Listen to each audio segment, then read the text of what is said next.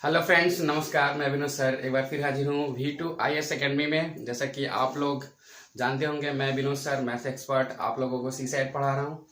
और सीसेट में हम लोग कंटिन्यूस पढ़ ही रहे हैं। अब एवरेज स्टार्ट हुआ था, फर्स्ट पार्ट हम लोगों ने देखा और सेकेंड पार्ट में कुछ नए कॉन्सेप्ट भी सीखने को मिलेंगे और कुछ बेहतरीन सवालों के साथ आज हम आप लोगों को रूबरू करेंगे और बताएंगे कि कैसे कम समय में इतने अच्छे अच्छे सवाल को किए जा सकते हैं। बस कॉन्सेप्ट अगर आपका क्लियर है तो समझ लीजिए कि बहुत ही बेहतरीन तरीके से आप क्वेश्चन को कर पाएंगे। तो चलिए ज़्यादा देर न करते हुए हम लोग शुरू करते हैं क्वेश्चन। जैसे कि आपको स्क्रीन पर दिख रहे होंगे, लिखा है कि 5 प्राकृतिक संख्याओं का औसत यम है। यदि अगले 3 प्राकृतिक संख्याओं को सम्मिलित कर लिया जाए तो नया औसत यानी कि यम में कितना वृद्धि होगा। एक्चुअली अगर आप इस क्वेश्चन को प्रैक्टिस में लिए हो पहले से तो क्वेश्चन पढ़ते ही आपको आंसर नजर आना चाहिए, क्योंकि क्वेश्चन में कुछ दिख नहीं रहा है, कुछ है ही नहीं। 5 प्राकृतिक संख्याओं का औसत यम है। हम नहीं मानते हैं कि यम क्या है क्या नहीं है, हम एक नेचुरल वे में चलते हैं। हम ये मानते हैं कि हमारे पास जो भी नंबर है हम उसी को लेकर के चलते हैं और फिर देखते हैं कि कैसे यहाँ पे चेंजेस आने वाले हैं। तो 5 प्राकृतिक संख्या, जैसे कि अगर हम बात करें 1, 2, 3, 4 और 5, ये आपके 5 प्राकृतिक संख्या होंगे। और हमने ये पहले ही सिखा रखा है आप लोगों को कि औसत मीन्स क्या होता है कि बीच का। औसत मीन्स जो बीच का नंबर होगा वो औसत होगा। यानी कि हम बात करें तो ये यहाँ पे जो 3 है वो क्या है, ये औसत है यानी एवरेज है इसका। यानी कि हम इसे ही यम एज्यूम कर लेते हैं, ये हमारा यम नंबर है। फिर क्या कह रहा है कि अगले क्वेश्चन में फिर थोड़ा सा आगे चल के कह रहा है यदि अगले 3 प्राकृतिक संख्याओं को सम्मिलित कर लिया जाए।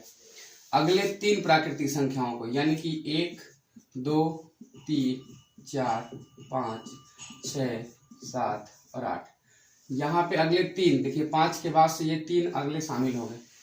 अब प्राकृतिक संख्या, अब देखिए प्राकृतिक संख्या अगर 3 शामिल कर लिया गया तो औसत क्या हो जाएगा।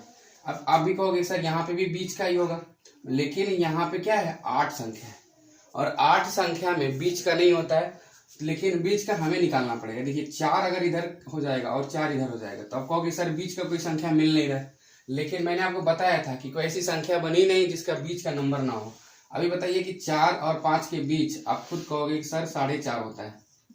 4 होगा तो 4.5 होगा तभी तो 5 होगा, यानी कि 4 और 5 के बीच में क्या आ गया 4.5 हो गया। पहले यम का जो वैल्यू था वो कितना था 3 था, अभी यम का वैल्यू कितना है तो यानी कि 4.5 यानी कि 1.5 ज्यादा है।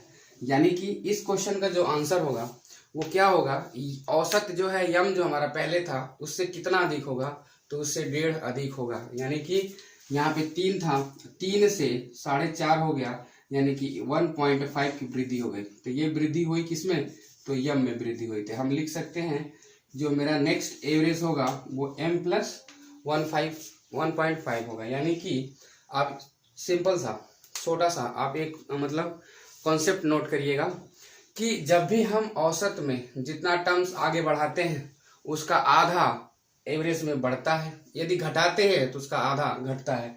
अगर ऐसे क्वेश्चन में कह दिया जाए कि 5 प्राकृतिक संख्याओं का औसत k है, यदि पहले 3 प्राकृतिक संख्याओं को भी शामिल कर लिया जाए तो बताइए k की वैल्यू क्या होगी। तो जो पहले 3 k का मान अगर उसमें शामिल करेंगे तो पहले का मतलब हम पीछे आ रहे हैं, पीछे आने का मतलब माइनस में होना, यानी कि 3 संख्या है तो उसका आधा कितना होता है 1.5, यानी 1.5 कम हो जाएगा। जैसे यहाँ पे क्या है आगे जा रहे थे हम लोग, 5 के बाद आगे जा रहे हैं तो 8 हो रहा है। आगे जाने का मतलब कि ये जो 3 है ये बढ़ जाएगा, आगे चला जाएगा, कितना 3 का आधा 1.5, यानी कि 1.5 बढ़ जाएगा। तो हम लोग यहाँ देखें कि 1.5 बढ़ गया है। ऐसे ही जब हम बात करेंगे कि अगर कोई संख्या जिसका औसत k है और 4 संख्या पीछे चली जाए, 4 संख्या पीछे चली जाए तो उसका k का मान में कितना घटोत्तरी होगा। तो आप कहोगे कि सर 4 अगर पीछे जाएंगे तो 4 का आधा 2 होता है, यानी k का मान 2 घट जाएगा। तो जब पीछे जाएंगे तो घटेगा और आगे जाएंगे तो बढ़ेगा, लेकिन कितना, जितना नंबर कहेगा 1, 2, 3 है तो उसका आधा, 3 का आधा होता है 1.5, तो 1.5 बढ़ेगा और 1.5 अगर घटेगा तो 1.5 घटेगा भी। तो इस तरीके से इस कॉन्सेप्ट को नोट करिएगा, पूरा न्यू कॉन्सेप्ट है, पहले वीडियो में ये नहीं हुआ था। ऐसे हम लोग क्वेश्चन वाइज हम लोग कॉन्सेप्ट देखते रहेंगे और क्वेश्चन का आनंद लेते रहेंगे। चलिए हम लोग अगले क्वेश्चन की तरफ चलते हैं। जैसा कि अगला क्वेश्चन आपको दिख रहा होगा, अगला क्वेश्चन अब जो है छोटे छोटे क्वेश्चंस होंगे और अच्छे क्वेश्चंस होंगे। आप लोगों का जो भी डाउट होगा वो क्लियर होगा यहाँ पे। और 5-7 क्वेश्चन छोटे छोटे करने के बाद हम लोग थोड़े अच्छे लेवल पे भी क्वेश्चन करेंगे। पहले छोटे क्वेश्चंस का हमें डाउट क्लियर होना चाहिए, इसका मतलब कॉन्सेप्ट पूरा अच्छे से पता होना चाहिए। चलिए देखिए, लिखा है the average of 7 consecutive number is 20, the largest number is, यानी कि 7 लगातार संख्याओं का औसत कितना है, 20 है। तो कह रहा है सबसे बड़ी संख्या ज्ञात कीजिए। अब यहाँ से देखिए, यहाँ पे भी अगर आपको कॉन्सेप्ट पता है तो इस क्वेश्चन में भी हमें मात्र 4 से 5 सेकंड लगेंगे इसका आंसर निकालने में। लेकिन अभी नहीं मालूम अगर आप लोगों को, तो हम आपको कॉन्सेप्ट से रूबरू कराते हैं कैसे इसका कॉन्सेप्ट काम करता है। चलिए देख लेते हैं। 7 संख्या, अब ध्यान से समझिएगा, 7 है तो बीच का संख्या तो निकल ही जाएगा। पहले एक बार हम आपको लिख करके पूरा टोटल बताते हैं। तो 7 संख्याओं का औसत 20 है, 7 लगातार संख्याओं का औसत 20 है। अब देखिए, हम पहले मान लेते हैं कि औसत हमारा बीच का होगा, तो 20 हमारा बीच में है। अब लगातार की बात करें तो 3 इधर होगा, यानी कि 19, 18, 17 हो गया। अब 3 इधर ज्यादा होगा, 21, 22 और 23। अब ये 3 इधर और एक बीच में, तो टोटल कितना नंबर हो गया, 7 नंबर। 7 नंबर में जो बीच का होता है वही तो औसत होता है। तो कह रहा है औसत 20 है। तो कह रहा है कि सबसे बड़ी संख्या ज्ञात करो। तो सबसे बड़ी संख्या इधर ही जाएंगे लास्ट में, तो कितना हो गया, तो ये 23 हो गया। हम इस तरीके से इसको निकाल सकते हैं। बट अब ध्यान दो, यहाँ पे तो छोटी संख्या थी 7 संख्या। अगर आपसे पूछ देगा कि 17 संख्या है तो बीच का 17 संख्याओं का औसत अगर यदि 40 है तो बताइए बड़ी संख्या क्या है। तो क्या करेंगे हम, 17 संख्या नोट डाउन करेंगे। क्या इतना समय हमारे पास नहीं होता कि हम 17 संख्या को लिख पाए।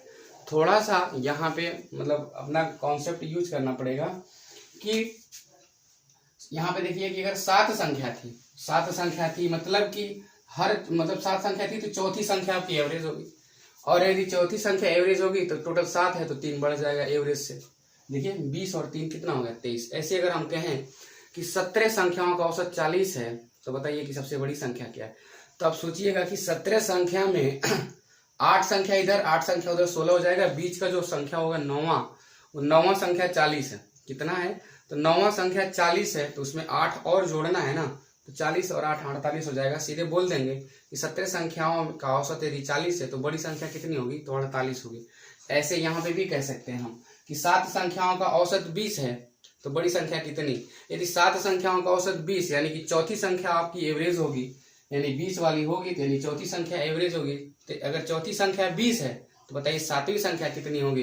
तो 4 यदि 20 है तो 7 में यानी 3 और बढ़ा देंगे तो 20 3 कितना हो जाएगा, 23 हो जाएगा। ऐसे लगाने की जरूरत नहीं है, ऐसे ही आपका आंसर आ जाएगा। तो छोटे क्वेश्चंस को भी हमें लेकर के चलना है, वहां पे भी जितने भी डाउट्स हैं हमारे उसको क्लियर करना है और फिर आगे बढ़ना है। चलिए अगले क्वेश्चन की तरफ चलते हैं। अगला क्वेश्चन जैसे आपको दिख रहा होगा, कह रहा है कि the average of 8 number is 21 if each of the number is multiplied by 8 the average of the new set number of each. यानी कि 8 संख्याओं का यदि औसत 21 है तो यदि प्रत्येक संख्या में 8 से गुणा कर दिया जाए तो बताइए कि एवरेज कितना हो जाएगा। तो इसका भी कॉन्सेप्ट जानना है हमें, मल्टीप्लाई का भी, एडिशन का भी और सब्ट्रैक्शन का भी, सबका मतलब सबका आपको कॉन्सेप्ट जानना है। तो चलिए मैं आपको दिखाता हूं कि कैसे इस क्वेश्चन को करेंगे। जैसे हम सिंपल सा छोटा सा आपको एग्जांपल लेके दिखा रहे हैं।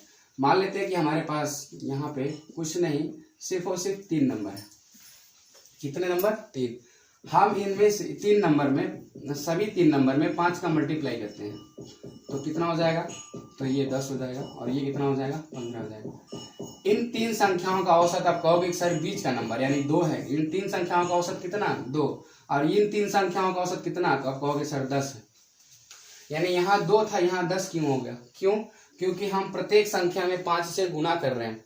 तो भाई औसत में भी तो 5 से गुना होगा। यानी कहने का मतलब ये कि जितना औसत होगा, अगर प्रत्येक संख्या में अगर किसी संख्या से मल्टीप्लाई किया जा रहा है तो औसत में भी उतना ही का मल्टीप्लाई होगा। 8 संख्याओं का औसत 21 है तो प्रत्येक संख्या को 8 से गुणा किया जाए, यानी कि औसत में भी तो 8 से गुणा होगा, यानी 21 गुना 8 होगा। तो 21 और 8 कितना होता है, 168। ऑप्शन नंबर सी आपका क्या हो जाएगा, राइट आंसर हो जाएगा। यदि ऐसे क्वेश्चन कहा जाए कि यदि प्राकृतिक संख्या में मतलब जिनका औसत निम्न है, जो भी है, उसमें क्या कर दिया जाए, कुछ संख्या बढ़ा दी जाए, कुछ संख्या जो है बढ़ा दी जाए। मान लेते ये संख्या है, तो इनका औसत क्या हो गया, 3। यदि इनमें कुछ हम बढ़ाते हैं, 2 बढ़ा देते हैं तो ये कितना हो जाएगा, 3। इसमें 2 बढ़ा देते हैं तो 4, इसमें 2 बढ़ा देते हैं तो 5, इसमें 2 बढ़ा देते हैं तो 6, इसमें 2 बढ़ा देते हैं 7, यहाँ पे भी औसत क्या होगा 5, यानी सीधा सीधा इसमें भी 2 क्या होगा 2 बढ़ गया।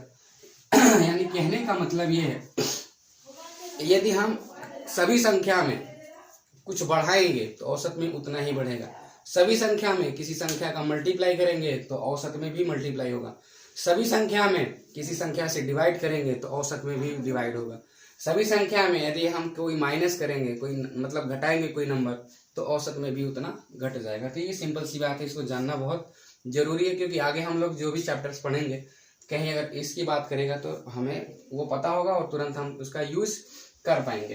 तो चलिए ये कॉन्सेप्ट आप लोग समझ गए होंगे। फिर हम लोग अगले क्वेश्चन की तरफ चलते हैं। अगला क्वेश्चन जैसे आपको दिख रहा होगा, बहुत ही बेहतरीन क्वेश्चन है और बहुत ही थोड़ा सा मतलब सेंसिबल क्वेश्चन है। कह रहा है कि 6 और 50 के बीच, 6 और 50 के बीच 5 से कटने वाले यानी कि 5 के जो मल्टीप्लाई वाले नंबर है, उन सभी नंबरों का हमें क्या करना है, औसत निकालना है। आप ध्यान से समझिए, 6 से और 50 के बीच, तो आप थोड़ा सा समझने की कोशिश करिएगा। 6 है और 50 है, इनके बीच की अगर हम बात करें जो 5 से कटेगा, तो 5 से 6 के बाद ऐसा नंबर आएगा 10, वही तो कटेगा 5 से। 10 के बाद आएगा 15, 15 के बाद आएगा 20, 20 के बाद आएगा 25, 25 के बाद आएगा 30, 30 के बाद 35, 35 के बाद 40, 40 के बाद 45, ये नंबर आएगा 45 के बाद 50। कह रहा 50 और 6 के बीच में चाहिए, तो ये बीच में होगा। अब इनका एवरेज पूछ रहा है, तो अब जब हम पूरा लिख ही दिए तो एवरेज निकालना कौन सी बड़ी बात है। अब देखेंगे तो कितना नंबर हो गया, 1 2 3 4 5 6 7 8। आप कहोगे सर बीच का नंबर ही नहीं मिलेगा, 8 नंबर आ गया, क्योंकि 4 नंबर इधर हो जाएगा, 4 नंबर इधर हो जाएगा। तो आप कहोगे कि सर बीच का कोई नंबर नहीं मिलेगा, बट मैंने आपको बताया था कि बीच का नंबर जो होता है खोजने की जरूरत है। 25 और 30 के बीच का नंबर होगा। देखिए 25 और 30 के बीच में 5 का अंतर है, यानी कि 2.5 इससे ज्यादा और इससे 2.5 कम, वही आपका क्या होगा, बीच का होगा। या औसत निकालने की हम एक तरीका और सिखाए थे। अगर हम देख लें कि 6 के बाद ऐसा नंबर जो 5 से कटे, तो आप कहोगे सर 10 कटेगा। 50 से पहले ऐसा कोई नंबर जो 5 से कटे, तो आप कहोगे सर 45 कटेगा। तो मैंने ये भी बताया था कि इन दोनों नंबरों को यदि हम जोड़ के 2 से डिवाइड कर दें तो क्या होगा, तब भी हमारा एवरेज निकल जाएगा। तो इन दोनों नंबरों को हम ऐड कर लें, 45 को और 10 को, तो कितना हो जाएगा टोटल 55। अब 55 में अगर हम 2 से भाग करें तो कितना आ जाएगा, 27.5 आ जाएगा। यहाँ पे भी वही बात हो रही थी, 25 में 2.5 ज्यादा करेंगे तो 27.5 आएगा, और 30 में 2.5 कम करेंगे तब भी कितना आएगा, 27.5 आएगा। तो इस तरीके से औसत हम निकाल सकते हो। ये यहाँ लिखने की ये जरूरत नहीं है, अगर ये आप लिख लिए हो गलती से तो निकल ही जाएगा, आसान है, बट इसको लिखने की जरूरत नहीं है, यहाँ समय आपका बहुत ज्यादा जाएगा। 6 के बाद ऐसी कौन सी संख्या जो 5 से कटेगी, तो 10 कटेगी। 50 के पहले ऐसी कौन सी संख्या जो 5 से कटेगी, तो 45 कटेगी, क्योंकि 50 के पहले ही बताना है आपको, 50 को लेके नहीं चलना है। तो हमने आपको ये भी बताया था कि यदि फर्स्ट और लास्ट नंबर मिल जाए तब भी औसत निकाल सकते हैं। दोनों संख्याओं को जोड़ लीजिए तो आ गया 55, 55 में 2 से भाग करके तो कितना आ गया, 27.5 आ गया, और यही क्या है इसका आंसर है, यानी ऑप्शन नंबर ए इसका क्या है, राइट आंसर है। चलिए अगले क्वेश्चन की तरफ चलते हैं। अगला क्वेश्चन जैसे आपको दिख रहा होगा, लिखा है कि प्रथम 5 अभाज्य संख्याओं का औसत क्या होगा। तो प्रथम 5 अभाज्य संख्याओं का औसत, इसके बहुत मतलब अच्छे से फॉर्मूलेज होते हैं, मतलब एवरेज में तो कम से कम 10-20 तो फार्मूला ही होता है नंबर से लेकर के केवल। तो आप अगर फॉर्मूलाज याद रखते हैं तो ये तो क्वेश्चन वैसे ही हो जाएगा आराम से, बट क्या करना है, इसको फॉर्मूला से नहीं करना है, हमें समझना है। कह रहा है कि प्रथम 5 अभाज्य संख्याओं का औसत क्या है। प्रथम 5 अभाज्य यानी प्राइम नंबर, यानी कि सबसे छोटा प्राइम नंबर यदि हम आपसे पूछे तो आप कहोगे सर 2 होता है, तो सबको पता है। 2 के बाद क्या, 3, 3 के बाद क्या, 3 के बाद आ जाएगा 5, 5 के बाद 7, और 7 के बाद क्या आ जाएगा 11। ये आपके प्रथम 5 क्या है, प्राइम नंबर है। तो अब देखिए इनका औसत पहले निकालने के लिए हमें कुछ देखना पड़ेगा, फिर उसके बाद हम आपको इसका कॉन्सेप्ट समझाएंगे। ये कितना हो गया, तब देखिए 11 2 13 7 20 5 25 3 28, कितना हो गया टोटल 28। नंबर्स कितने हैं, 2 2 4 और 1 5 हो गए। 5 से अगर हम भाग करेंगे तो कितना हो जाएगा, 5 5 25, दशमलव लगेगा 30 हो जाएगा, 5 6 के 30, यानी कि 5 दशमलव कितना हो गया 6, यानी कि जो ऑप्शन नंबर बी है वो क्या होगा इसका राइट आंसर होगा। चलिए अगले क्वेश्चन की तरफ चलते हैं। अगला क्वेश्चन आपको दिख रहा है, कह रहा है कि 6 क्रमागत सम संख्याओं का औसत 2500, 6 क्रमागत सम संख्याओं का औसत 25 हो तो सबसे बड़ी तथा सबसे छोटी संख्या का अंतर क्या है, ये ज्ञात करना है। अब ध्यान से समझिए, यहाँ पे भी कॉन्सेप्ट के जरिए हम इस क्वेश्चन को करेंगे, फॉर्मूलाज या फिर इक्वेशन बना करके नहीं करेंगे। जैसे कह रहा है कि 6 क्रमागत सम संख्या, तो पहले आप 6 डॉट खींच लो, क्रमागत हो गए। अब जैसे कहने का मतलब 6 में तो बीच का होता नहीं है, तो मैं आपको बता चुका हूं पहले कि इन दोनों नंबर में बीच का नंबर होता है, वो कितना है तो 25, यानी किसके पहले कितना रहा होगा 24, इसके बाद कितना रहा होगा तो 26। ये तो सम संख्या है आपका। 24 कब आया होगा जब 22 आया होगा, 22 कब आया होगा जब 20 आया होगा, और 26 के बाद क्या आएगा 28, 28 के बाद क्या आएगा 30। कह रहा है कि सबसे छोटी और सबसे बड़ी संख्या का अंतर क्या है, तो आप अंतर देख लोगे तो कितने का है तो 10 का है, यानी कि इनका अंतर कितने का है 10 का है, और इसका आंसर आ गया, यानी कि ऑप्शन नंबर बी इसका क्या हो जाएगा, राइट आंसर हो जाएगा। तो इस तरीके से हम क्वेश्चंस को कर सकते थे। अभी हम यहाँ पर फॉर्मूलाज बनाएंगे, इक्वेशन वगैरह सॉल्व करेंगे, तब तो जाके इसका आंसर आएगा। बट अगर आपको पता है कि बीच का एवरेज होता है, तो ये आपका देखिए इन दोनों के बीच का नंबर है, इसके पहले क्या होगा 24, इसके बाद क्या होगा 26, ये सम संख्या हो गई। सम संख्या केवल लिख लेंगे, यहाँ पे क्या है सारी सम संख्या है, बीच का गैप बराबर है, इसलिए हम कह सकते हैं कि इनका औसत क्या है, या तो हम इन दोनों को जोड़ करके 2 से डिवाइड करके निकाल लो, या फिर 20 का निकाल लो, औसत निकल जाएगा। बट औसत नहीं पूछा गया, औसत दिया है, पूछा गया कि सबसे छोटी और सबसे बड़ी संख्या का अंतर क्या है, तो 30 और 20 का अंतर कितना आएगा तो 10 आएगा, और 10 इसका क्या है सही जवाब है। चलते हैं अगले क्वेश्चन की तरफ। अगला क्वेश्चन जैसे आपको दिख रहा है, बहुत ही छोटा क्वेश्चन लेकिन बहुत ही बढ़िया क्वेश्चन है ये, जिसको जानना जरूरी है। यहाँ पे एक नया कॉन्सेप्ट आपको सीखने को मिलेगा। 3 के प्रथम 9 गुणजों का औसत ज्ञात कीजिए। 3 के प्रथम 9 गुणजों का औसत ज्ञात कीजिए। अगर इसको आप ऐसे ही करना है 9 गुणज, तो यानी 4 इधर 4 इधर, बीच का आपका जो 5वां नंबर होगा वही आपका औसत होगा, यानी 3 का प्रथम 5 गुणज क्या होगा तो 3 25 15 होगा, और 15 ही क्या इसका सही जवाब है। आप इसको मतलब बिना कुछ कहे बिना कुछ लिखे इसका जवाब आप दे सकते हो, बट अगर आपको करना है तो इसी तरह से आपको पूरा लिखना पड़ेगा। तो 3 के प्रथम 9 गुणज, 3 के प्रथम 9 गुणज, 3 दूना 6, 3 9, चौके 12, 25 15, छक्के 18, 7 21, 8 24 और 9 27, ये हो गया आपके 9 नंबर। तो कहोगे सर 4 इधर हो गए 4 इधर हो गए, बीच का नंबर क्या बच गया तो बच गया 15, और ये क्या है इसका औसत। बट ऐसे आपको नहीं करना है। अगर कह देगा कि 3 के प्रथम 14 गुणज का औसत निकालो, तो 3 का क्या प्रथम 14 15 गुणज हम लिख पाएंगे, इतना समय हमारे पास कहाँ होता है एग्जाम में। हमें देखिए करना क्या है कि अगर यहाँ से लेकर के यहाँ तक टोटल कितनी संख्या है 9, तो बांट देना है, 4 इधर बांट देना है, 4 इधर बांट देना है, बीच में 5वीं नंबर आएगी, और कौन से मल्टीप्लाई कर कह रहा है 3 का, तो 3 25 15 हो गया उत्तर। ऐसे करना, जैसे कहने का मतलब कि कह देगा कि 3 के प्रथम 17 गुणजों का औसत ज्ञात कीजिए। 3 के प्रथम 17 गुणजों का औसत, तो 3 से यानी चलेंगे तो 8 नंबर तक इधर आएंगे, फिर यहाँ से चलेंगे 8 नंबर इधर आएंगे, बीच का हमारा 9वां नंबर होगा, ये बार 8 8 यहाँ पे हो जाएगा तो ये 16 हो जाएगा, और बीच का 1 नंबर होगा तो सबको मिला देंगे 17, यानी 8 इधर छूटेगा 8 इधर छूटेगा, तो जो बीच का होगा वही तो औसत होगा, यानी ये 9वां नंबर। लेकिन 3 का ना 3 9 27 बोल देंगे कि उसका औसत कितना आएगा तो 27 आएगा। यानी कहने का मतलब ये कि यदि 9 संख्या है तो 4 इधर, बीच की 25वीं संख्या आपकी औसत होगी। 17 संख्या है तो 8 संख्या इधर 8 संख्या इधर, यानी कि 9वीं संख्या आपकी औसत होगी, और जिसका गुणज कहेगा उसी का उसमें गुणा कर लीजिएगा, वही क्या होगा इसका सही जवाब होगा।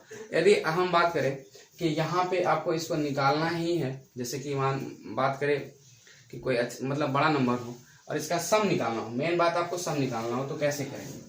जैसे कहने का मतलब ये है, कभी कभी एग्जाम में पूछ लिया जाता है कि 3 के प्रथम 10 गुणज का योग, 3 के प्रथम 10 गुणज का योग। अभी यहाँ पे क्या करेंगे आप कि 3 का पूरा मल्टीप्लाई लिखेंगे, 3 6 9 12 15 18 21 24 27 और 30, और सबको ऐड करेंगे तो कितना समय लगने वाला है।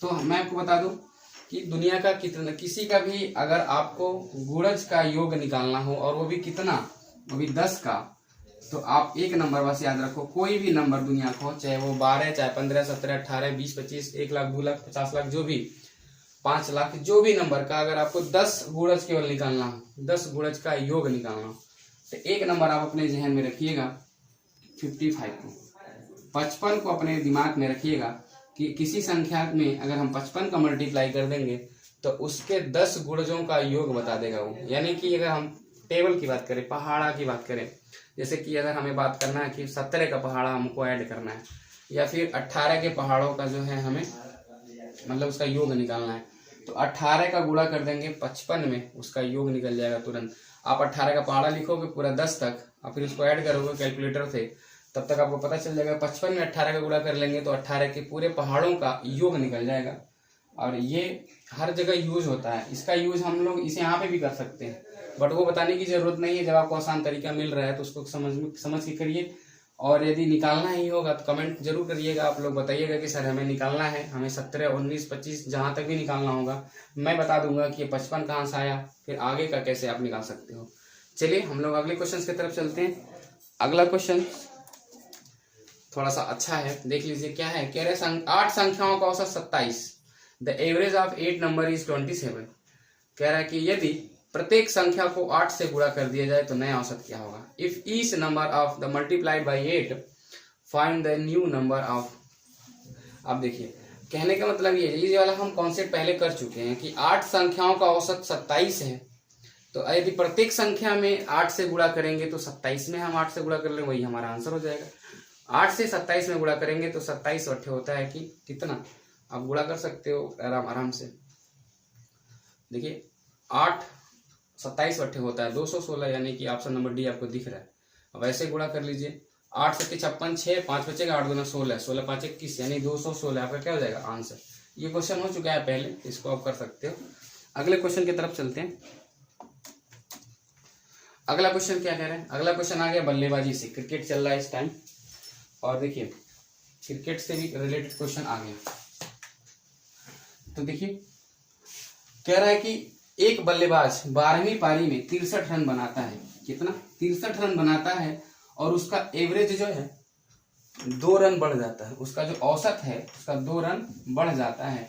तो बताइए कि 12वीं पारी के बाद जो उसका औसत है नया वाला वो कितना है, वो आपको बताना है। तो ध्यान से समझिए, औसत कहने का मतलब ये एडजस्टमेंट होता है। औसत अगर 2 बढ़ता है तो 2 सब में बढ़ेगा, सब में एडजस्ट होगा, तभी औसत का मान बढ़ता है। जैसे कि हम कह रहे थे कि सभी संख्या में 2 जोड़ दिया जाए तो औसत में क्या प्रभाव पड़ेगा, तो औसत में 2 जुड़ जाएगा। यहाँ पे कह रहा है कि औसत में 2 बढ़ गया, यानी सभी संख्या में 2 2 2 बढ़ा होगा। बस यही कॉन्सेप्ट है और ये जानना चाहिए आप लोगों को, बेसिक चीजें हैं। कह रहा है कि एक बल्लेबाज 12वीं पारी में 63 रन बनाता है, 63 रन बनाया तो उसका औसत 2 रन बढ़ गया, यानी कि वो 2 रन 12वीं पारी में बढ़ा होगा, 12वीं पारी में बढ़ा होगा। तो 12वीं पारी में 2 रन बढ़ने का मतलब 24 रन तो वैसे ही बढ़ गया होगा उसका, 24 रन उसमें बट गया होगा। बचा कितना, तो 63 माइनस 24 कर देंगे, आंसर आपके सामने हो जाएगा। 63 माइनस 24 कर देंगे तो आंसर हो जाएगा। देखिए 13 में से 9 4 गया 9, 5 में से 2 गया 3, यानी कि जो उसका औसत रहा होगा वो कितने का रहा होगा 12वीं पारी के बाद, तो वो 39 का रहा होगा। और यही क्या है इसका सही जवाब है, यानी कि ऑप्शन नंबर बी। चलते हैं अगले क्वेश्चन की तरफ। अगला क्वेश्चन कह रहा है कि एक बल्लेबाज का 10 पारियों का औसत 60 रन है, 10 पारियों का औसत 60 रन है, 11वीं पारी में वो कितना रन बनाए कि उसका औसत 2 रन बढ़ जाए। अब यहाँ पे देखिए, आप इसको अगर मल्टीप्लाई करके करोगे तो बहुत मतलब कर तो लोगे आसानी से, बट क्या है समय आपका लगेगा। कह रहे कि 10 पारी का औसत 60, अगली पारी यानी 11वीं पारी में कितना बढ़ाए, ये 2 बढ़ जाए, यानी कि 62 हो जाए। तो मैं इस तरह का क्वेश्चन करा चुका हूँ फर्स्ट वीडियो में। देखिए यहाँ पे 2 का इंक्रीमेंट, यहाँ पे 1 का इंक्रीमेंट चल रहा है। 1 का मल्टीप्लाई करेंगे 62 में 62, और 2 का मल्टीप्लाई करेंगे 10 में तो 20 हो जाएगा, और यही क्या है इसका आंसर हो जाएगा। यानी कि उसको कितना रन बनाना पड़ेगा, तो उसको 82 रन बनाना पड़ेगा औसत 2 बढ़ाने के लिए। आप ऐसे ही देख लीजिए कि 10 पारियों का औसत यदि 60 है, 11वीं पारी में वो 2 रन बनाना चाहता है, 2 औसत बढ़ाना चाहता है, तो पहली बात तो 11 दूना 22 रन उसको ज़्यादा बनाना पड़ेगा पहले वाले औसत से। तो 11 दूना 22 रन ज़्यादा बनाना पड़ेगा पहले वाले औसत से। पहले वाला औसत कितना है, तो 60 है, 22 रन और बनाना पड़ेगा औसत मेंटेन करने के लिए। तो 22 अगर इसमें जोड़ देंगे 60 में तो 82 हो जाएगा। हम किसी भी तरीके से क्वेश्चन को कर सकते हैं, और ये हम आपको पहले ही सिखा चुके हैं फर्स्ट वीडियो में कि एवरेज इसी तरह से काम करता है। विदाउट मल्टीप्लिकेशन हम क्वेश्चन को कर सकते हैं। यदि आप मल्टीप्लाई करके करोगे तो क्या करना पड़ेगा, 10 का मल्टीप्लाई 60 में करेंगे तो 600 हो जाएगा, 11 का मल्टीप्लाई करेंगे 6 में तो 682 हो जाएगा, और घटा लेंगे तो कितना आ जाएगा, यहाँ पे भी 82 आएगा। तो आप मल्टीप्लाई करके कर सकते हो, आप कॉन्सेप्ट के जरिए कर सकते हो, आप सोच भी सकते हो, सोच के भी मतलब अप्रॉक्सीमेटली जो है आंसर आप ला सकते हो सोच करके कि ऐसे ऐसे हो जाएगा तो इतना बढ़ेगा। चलिए अगले क्वेश्चन की तरफ चलते हैं और अगले क्वेश्चन को हम देखते हैं। अगला क्वेश्चन थोड़ा देखने में तो लेंदी है भी क्वेश्चन, और देखिए इस क्वेश्चन को कैसे करेंगे हम। कह रहा है किसी बल्लेबाज का 40 पारियों का औसत 50 रन है, बल्लेबाज का अधिकतम स्कोर न्यूनतम स्कोर से 172 रन कम है। यदि इन दोनों पारियों को निकाल दिया जाए तो बाकी 38 पारियों का औसत 48 रन हो जाता है। बल्लेबाजी का अधिकतम स्कोर ज्ञात करें। अब देखिए ध्यान से समझने वाली बात है, अगर इस क्वेश्चन में अगर आप थोड़ा सा भी ध्यान हटाएंगे तो ये गलत हो जाएगा। 172 रन बांटने की बात मतलब हो रही है कि 172 रन अधिक है। अभी हम थोड़ा सा एक बार चर्चा कर लेते हैं आपसे कि यदि 100 रुपये किसी व्यक्ति के पास है और वो अपने 2 पुत्र को बांटना चाहता है, और ये चाहता है कि जो पहला वाला मेरा पुत्र है यानी बड़ा वाला जो मेरा बेटा है उस बेटे को 20 रुपया ज़्यादा मिले, तो बताइए वो कितना कितना बांटेगा। तो कहोगे सर जी तो बहुत आसान है, ये तो 100 है तो हम बांट लेंगे, इसको दे देंगे 60 रुपये, इसको दे देंगे 40 रुपया। ये देखिए ये क्या है, इससे 20 रुपया अधिक हो गया कि नहीं हो।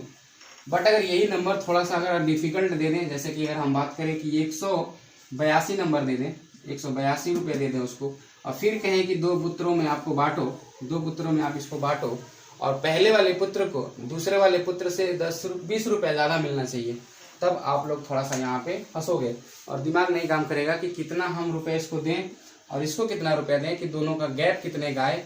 तो 82 रुपया का है, मतलब 20 रुपये का है। तो कैसे करेंगे इसको, हम वही कॉन्सेप्ट आपको समझाना चाहते हैं। तो ये 172 रन का जो मतलब गैपिंग है वो आप वहाँ पे समझ पाओगे और आराम से कर पाओगे।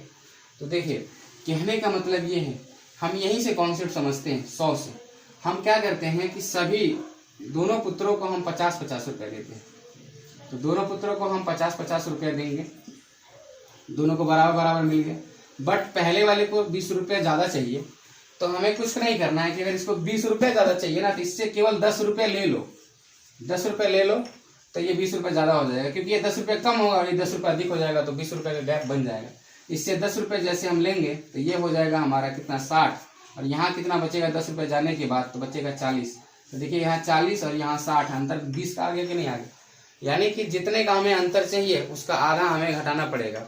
182 में भी अगर देखिए हम आधा आधा कर लें तो यहाँ पे देखिए यहाँ पे कितना 91 है, और अगर यहाँ पे 20 रुपये इसको ज़्यादा देना है तो 10 रुपये इसमें से इसको दे दीजिए। 10 रुपया देंगे तो 91 और 10 कितना हो जाएगा, तो 101 हो जाएगा। बट यहाँ पे कितना हो जाएगा, यहाँ पे 81 हो जाएगा। 81 और 101 का देख रहे हैं गैप कितना हो गया, तो 20 का हो गया। इस तरीके से हम क्वेश्चन को बांट सकते हैं। तो बांटने पहले आना चाहिए आपको अच्छे से। फिर हम इस क्वेश्चन में भी आपको रन अगर बांटना है 172 रन दूसरे को अधिक बनाना है, तो वहाँ पे हम ये नियम अपना सकते हैं। 172 का आधा आधा बांट देंगे और क्या हो जाएगा, उसका आंसर हो जाएगा। चलिए फिर देख लेते हैं, हम क्वेश्चन को ही देख लेते हैं कि कैसे लगेगा वो। तो पहले क्या कह रहा है, कह रहा है कि 40 पारियों का औसत कितना है, तो 40 पारियों का औसत 50 रन है। पहले हम ये देख लेते हैं, 40 पारियों का औसत 50 रन है। फिर कह रहा है 38 पारियों का औसत 48 रन हो जाता है। कब, जब पहली पारी में और दूसरी पारी का जो अंतर है उनका जो 172 रन का है, यानी कि 172 रन अधिक बनाता है। तो 2 पारी हो गया ना, एक कम होगी पारी तो ज्यादा होगी पारी, तभी तो 172 रन का गैप आएगा। तो 2 पारी कम हो गई, यहाँ पे 40 से 38 हो गई, 50 से 48 हो गया। यहाँ पे भी कितना कम हो गया, 2। यहाँ पे भी कितना कम हो गया, तो 2 का मल्टीप्लाई करेंगे 48 में 96 होता है, 2 का मल्टीप्लाई करेंगे 40 में तो 80 होता है। कितना हो गया टोटल, तो ये हो गया 176 रन।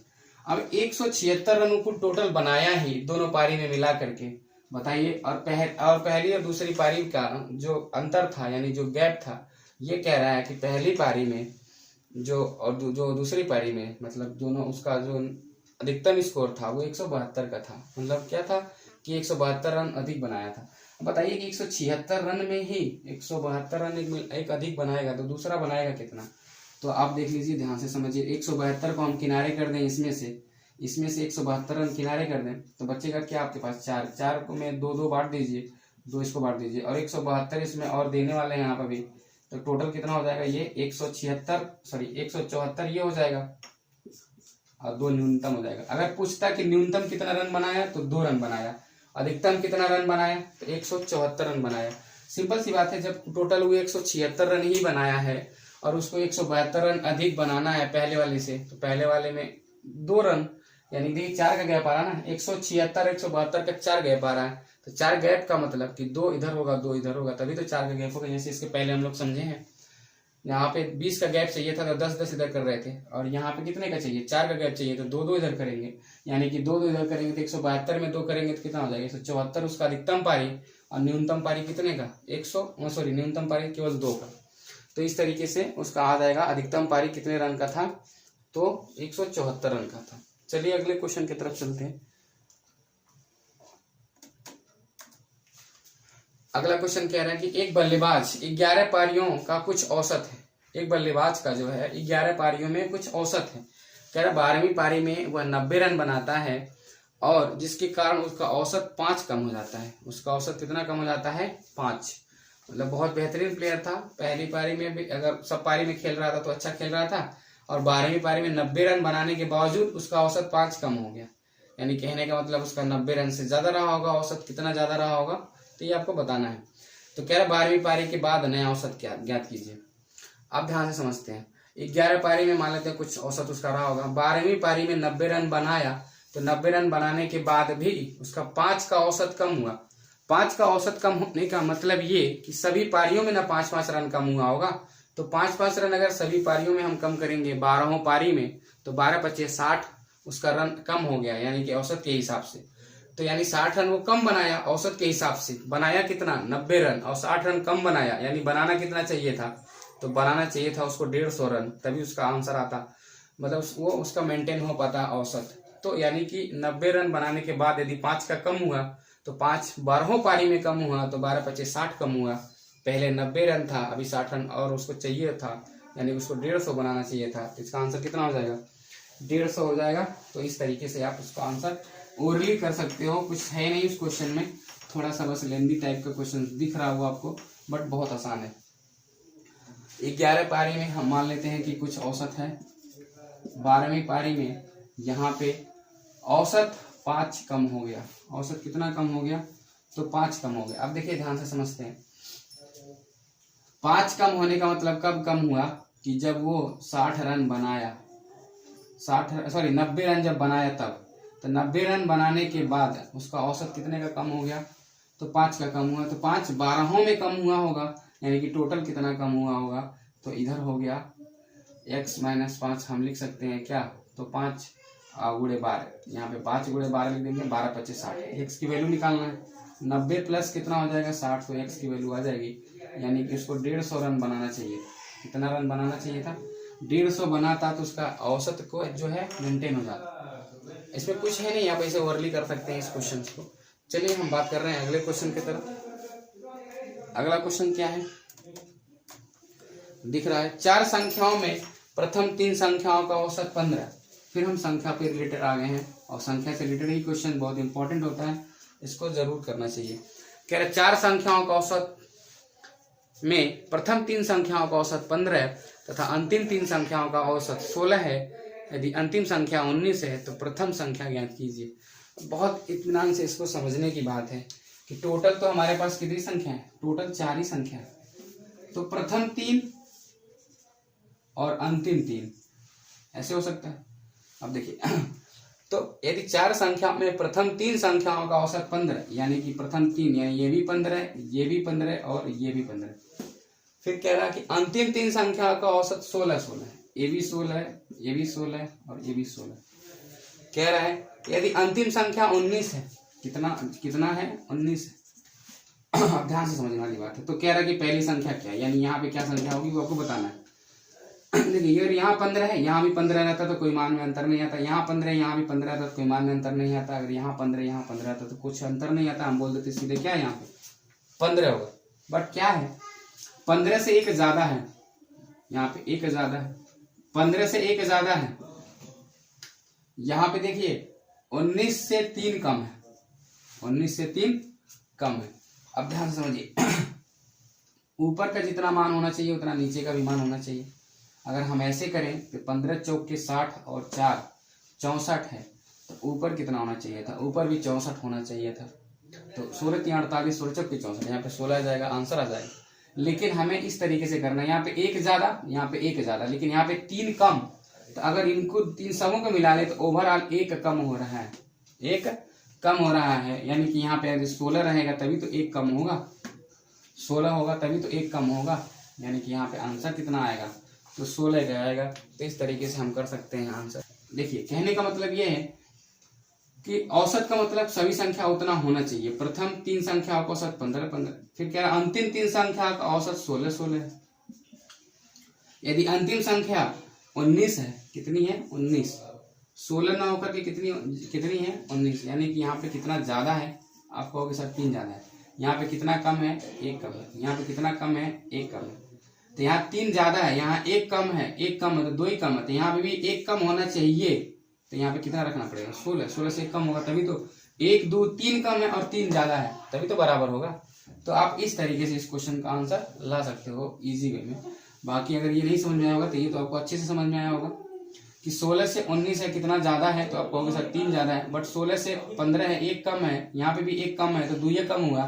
तो 1 कम और करेंगे, 3 कम होगा, तभी तो 3 कम और 3 ज्यादा मिल करके मैचिंग करेगा, बराबर करेगा। यानी कि यहाँ पे होना कितना चाहिए? होना चाहिए 16। और यही क्या है इसका आंसर, यानी ऑप्शन नंबर 3 क्या है इसका राइट आंसर है। चलते हैं अगले क्वेश्चंस के लिए। आप लोगों ने देखा कि बहुत सारे क्वेश्चंस में हमें नए नए कॉन्सेप्ट सीखने को मिले, और कुछ क्वेश्चंस जो हैं बहुत अच्छे टाइप्स के भी थे, और कुछ क्वेश्चंस अभी रह जा रहे हैं जो कि हम लोग प्रीवियस ईयर जब प्रैक्टिस करेंगे तो उसमें हम लोग सीखेंगे। और नहीं तो वीडियो ज़्यादा लंबा हो रहा है। इसके पहले एक वीडियो हो चुका है, इसका ये सेकेंड वीडियो था। और यदि कुछ छूटा होगा तो आप लोग कमेंट के जरिए जरूर पूछ सकते हैं कि सर जी इस टाइप का क्वेश्चंस नहीं हुआ है, तो वो हम जरूर आपको मैनेज करेंगे। अभी क्या है, अभी जितना भी क्वेश्चंस आपको बताया गया है वो प्रीवियस ईयर को ध्यान में रख करके बताया गया है कि जो अभी हमने हाल ही में देखा था कि एवरेज से कैसे कैसे क्वेश्चंस बने हैं, तो उन सभी क्वेश्चन को हमने यहाँ पे लिया हुआ था। कुछ क्वेश्चन छोटे छोटे भी थे जिनको मतलब बताना जरूरी था, और उसका बेसिक कॉन्सेप्ट आपको आना चाहिए पहले से। और आज के लिए बस इतना ही। हम लोग फिर मिलेंगे अगले वीडियो में, और तब तक के लिए बाय बाय, टेक केयर। आप लोग अपनी तैयारी जारी रखें। Thank you.